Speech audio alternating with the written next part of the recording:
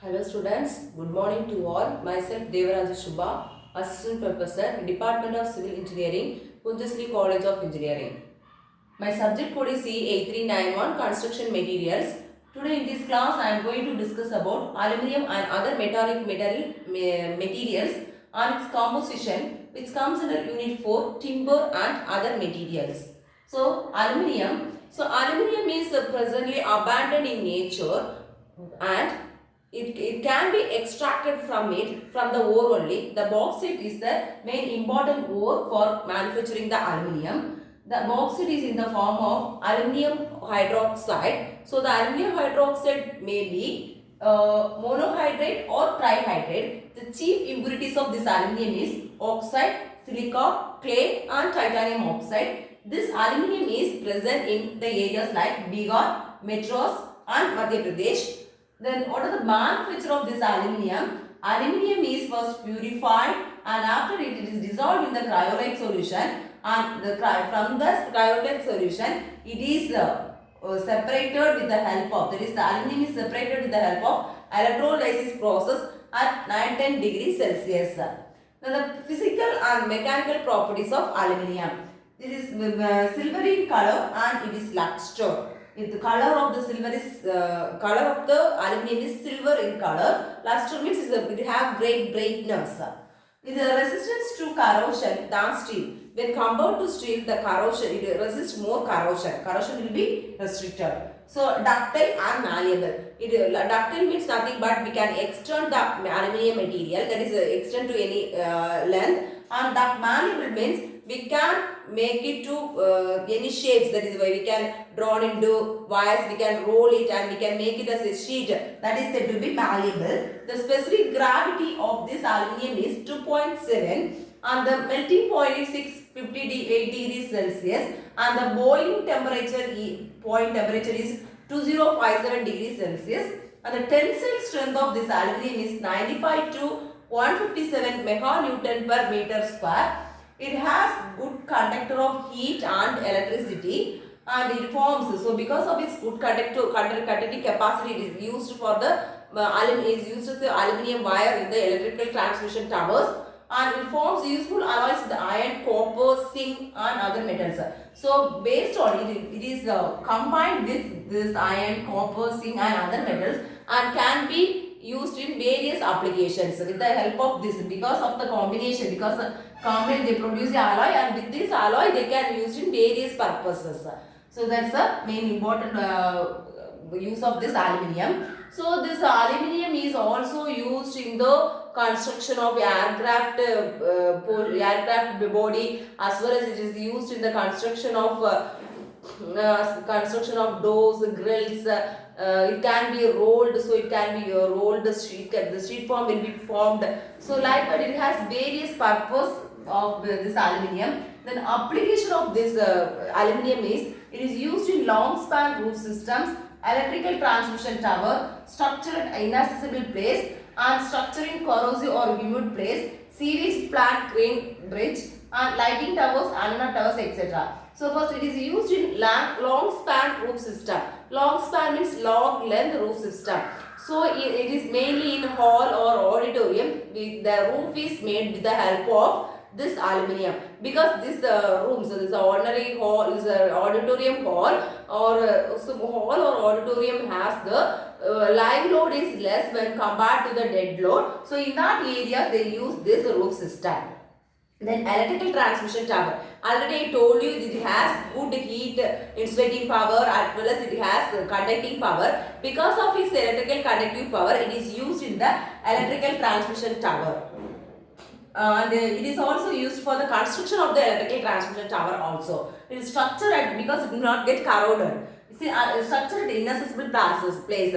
So inaccessible place, it is very difficult to access. It is very difficult to go that place. That is said to be inaccessible place. So in that place, what happens is, if we use a structure with the help of this aluminium is very useful. That is, it will be economic.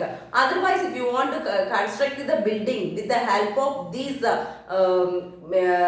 concrete, what happens? It is very difficult to transport from these places. That is uneconomic. So structure at inner system place because of this aluminum is very economic one, and it is structured in corrosive or humid places. So it has anti-corrosive properties. So because of this, it can be used in the humid places. The sewage plant crane bridge. So it is also sewage plant crane bridge is used, and it is used in lighting towers as well as antenna towers, etc. And also it is also used as a paint also. So paint it can be used for metal. It acts as a paint for metal also. Aluminum paint will be there. The aluminum paint is used in metals. So next one is advantages. So advantages means first one is lightweight. So because of its lightweight capacity, that is the 1/3 of third to steel. So the lightweight weight is when compared to steel, it is 1/3 lesser weight. So if you take 9 kg for steel, so the weight of this aluminum is only 3 kg. So this 1/3 of that weight only. So because of it lightweight, we can use it in the easy transport. We can easily transport from one place to another place, and because of it lightweight, we can combine with all alloys, etc. So excellent corrosion resistant. It has excellent corrosion resistant. So because of its corrosion resistant, we can use this near the seashore area. So in the near the seashore areas, if you want to construct a building or if you want to construct a tall building, we can use this excellent as a building material. So next, easy to work. So with the help, easy to work means with the help of this, we can made it into many forms. That is it has a malleable property. We can be used into thin sheet, then castings, encased form, then sheets, wires. We can make into any forms, and we can use this as a grill work in doors, as well as a frame for this doors and windows, etc. So it is easy to work with this aluminium. Then easy surface treatment. So because of its appearance, very little maintenance is used, and it is economic when we use steel. In place of steel, if we use aluminium, it is economic. As well as it is strong at low temperature. It is mainly steel. What happens to it is steel get brittle when at low temperature. But this aluminum has high tensile property even in the low temperature also. And again that it also has high resistance to heat and insulation. So when we use this aluminium as a sound insulating material in air conditioning rooms, etc., the sound can be restricted, as well as the heat is also to be restricted, and it has good thermal conductivity. So it can be used in the electrical transmission towers and used for producing wires. So with the help of this wires, the thermal conductivity will be more in the wires. So it is used in the long run wires only. In houses we will use the copper wire. So it is also used, this aluminium is also used as a sound insulating material, and also it has a thermal resistivity power will be there. That is with the electromagnetic waves also restricted with the help of this aluminium. When we use this as a roof, electromagnetic waves also restricted. So what are the disadvantages of this aluminium is it is thermal insulation. It has thermal insulation, but it is insufficient when compared to other materials. It has poor waterproofing material. It's a poor waterproofing material. Then composition of aluminium with its alloys. What are the composition of aluminium with its alloys? So duraluminum alloy, aluminium bronze.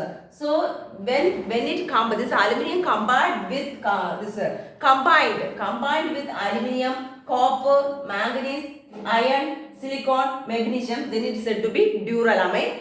When it combines with copper, nickel and magnesium, it is said to be alloy. And when it is combined with aluminium and copper, then this aluminium is combined with copper, it is said to be aluminium bronze. This duralumin, the composition of duralumin is aluminium 94%, copper 5%, magnesium 0.5%, iron 0.5%, silica 0.5%, magnesium 0.5%.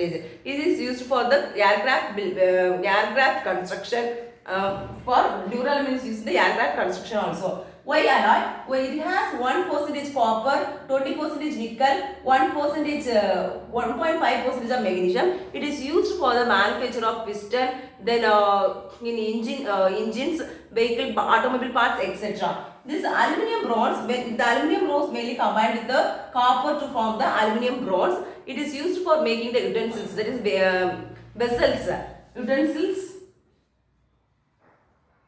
So it has 10 to 20% of aluminium and 90 to 78% of copper. So it is mainly combined with this copper only. So this is said to be bronze. It is a substitute for brass. Brass material, BRASS, brass material. So it acts as a substitute for brass. So it has high anti-corrosive property. So because of its anti-corrosive property, it is mainly used nearby the seashore areas in the marine conditions for shipbuilding, or if we have to construct any part with the help of any part they construct with the help of this aluminium bronze only. So these are the composition of aluminium with its alloys. So in this class what I have discussed is what is aluminium, or how we manufacture the aluminium, and the physical and mechanical properties of aluminium, and the application of aluminium, advantages, disadvantages of aluminium, and the composition of alloy with its alloys. So this is all about aluminium and other metallic materials composition. Thank you.